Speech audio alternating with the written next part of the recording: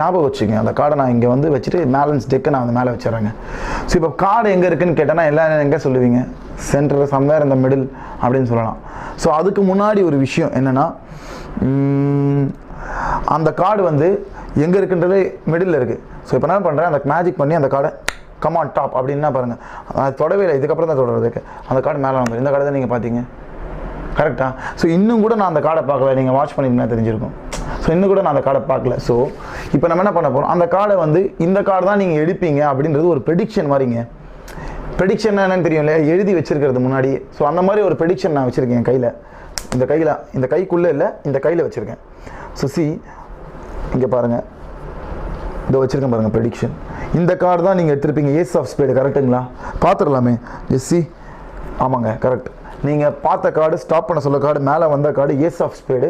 so அதுதான் என்னோட prediction, இதான் முன்னாடியே நடக்கும் அப்படின்ற மாதிரி என்னோட